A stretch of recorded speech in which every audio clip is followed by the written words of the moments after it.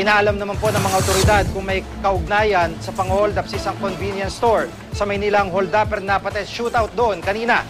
May live report si Chino Gaston. Chino? Yes, Jiggy, mag-aalas 6 ng umaga ng magkaengkwentro mga tauhan ng Manila Police District ang dalawang riding in tandem na hold upper sa tapat ng Harrison Plaza. Napansin ng mga pulis ang dalawang suspect matapos magsisigaw ang isang babaeng hino-hold up ng dalawa malapit sa babaan ng jeep sa harap ng entrance ng Harrison Plaza sa Mabini Street. Nag-warning shot ng isang nagpapatrolyang pulis nang makitang patakas sa mga suspect at ito na ang nag-udyok sa iba pang pulis na rumisponde. Patay ang driver ng motorsiklo na nagsilbing getaway vehicle ng mga salarin. Nakatalo naman ang isang suspect sa creek na nasa tabi ng eskinitang pinasukan ng mga suspect.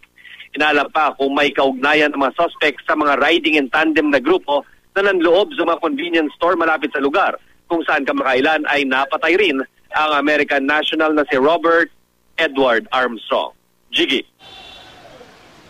Maraming salamat, Chino Gaston.